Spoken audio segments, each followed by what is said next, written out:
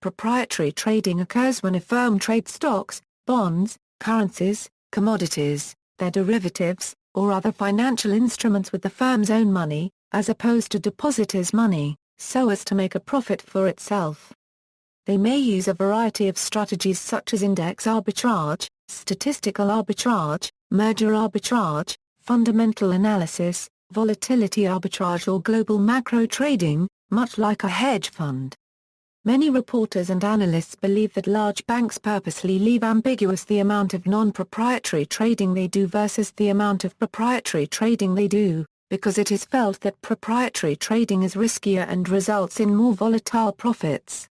The relationships between trading and banking: banks are companies that assist other companies in raising financial capital, transacting foreign currency exchange, and managing financial risks. Trading has almost always been associated with large banks, however, because they are often required to make a market to facilitate the services they provide.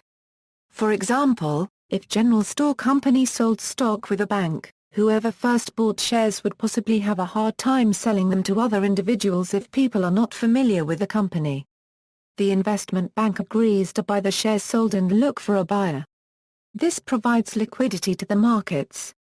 The bank normally does not care about the fundamental, intrinsic value of the shares, but only that it can sell them at a slightly higher price than it could buy them. To do this, an investment bank employs traders. Over time these traders began to devise different strategies within this system to earn even more profit independent of providing client liquidity, and this is how proprietary trading was born. The evolution of proprietary trading at banks has come to the point whereby banks employ multiple desks of traders devoted solely to proprietary trading with the hopes of earning added profits above that of market-making trading. These desks are often considered internal hedge funds within the bank, performing in isolation away from client flow traders. Proprietary desks routinely have the highest value at risk among other desks at the bank. Investment banks such as Goldman Sachs, Deutsche Bank, and the late Merrill Lynch are known to earn a significant portion of their quarterly and annual profits through proprietary trading efforts. The proprietary trading desk is kept separate, by law, from knowledge about customer flow, so they cannot engage in the business of front-running a customer's order. There often exists confusion between proprietary positions held by market-making desks and desks specifically assigned the task of proprietary trading. Because of financial regulations like Volcker Rule in particular, major banks have spun off their prop trading desks or shut them down altogether. However, prop trading is not gone. It is carried out at specialized prop trading firms and hedge funds. Some notable prop trading firms are Virtue Financial, Tower Research Capital LLC, Jump Trading LLC, KCG Holdings, Incorporated, Traditum Group LLC, First New York Securities and DRW Trading Group. The prop trading done at these prop trading firms is usually highly technology-driven, utilizing complex quantitative models and algorithms. Arbitrage, one of the main strategies of trading, traditionally associated with banks, is arbitrage. In the most basic sense, arbitrage is defined as taking advantage of a price discrepancy through the purchase-sale of certain combinations of securities to lock in a profit. Many people confuse arbitrage with what is essentially a normal investment.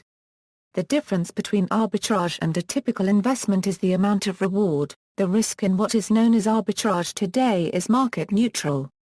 From the moment all legs of an arbitrage trade are executed, a profit is locked in.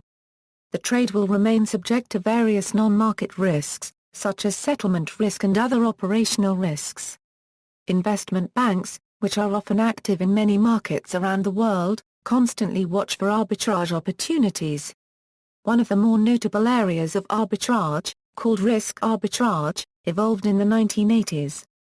When a company plans to buy another company, often the price of a share in the capital of the buyer falls and the price of a share in the capital of the purchased company rises. When an investment bank believes a buyout is imminent, it often sells short the shares of the buyer and buys the shares of the company being acquired.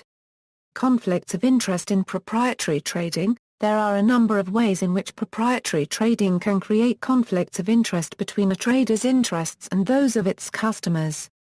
as investment banks are key figures in mergers and acquisitions, it is possible for traders to use inside information to engage in merger arbitrage. Investment banks are required to have a Chinese wall separating their trading and investment banking divisions. However, in recent years, dating most recently back to the Enron scandal, these have come under great scrutiny. One example of an alleged conflict of interest can be found in charges brought by the Australian Securities and Investment Commission against Citigroup in 2007. Famous trading banks and traders. Famous proprietary traders have included Stephen A. Cohen, Daniel Och, Boaz Weinstein. Some of the investment banks most historically associated with trading was Salomon Brothers and Drexel Burnham Lambert, and currently Goldman Sachs. Nick Leeson took down Barings Bank with unauthorized proprietary positions. Another trader, Brian Hunter, brought down the hedge fund Amaranth Advisors when his massive positions in natural gas futures went bad. Gender divide. Trading is a primarily male-dominated occupation and women in finance tend to be paid less than their male counterparts.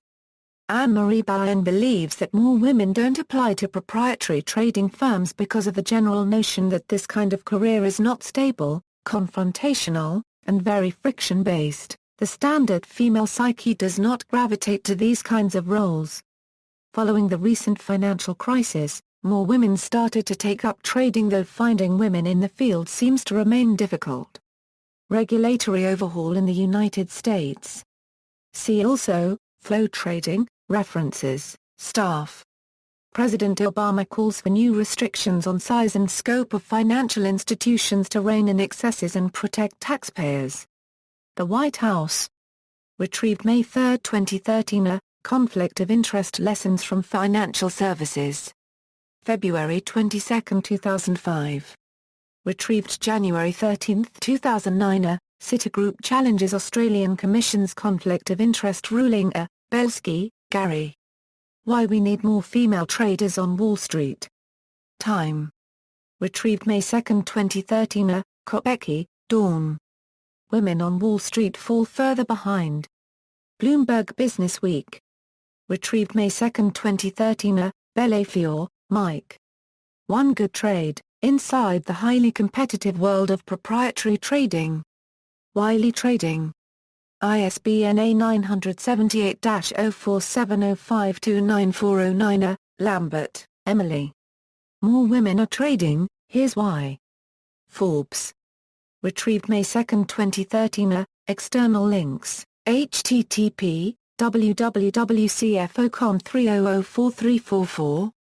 F equals related, http, www.tradinglab.com Introduction Proprietary Trading T305 HTML, http, www.ftcoms 44F593 A06A7-11 DFB426-00144 FEABDCO HTML, Proprietary Trading, Truth and Fiction.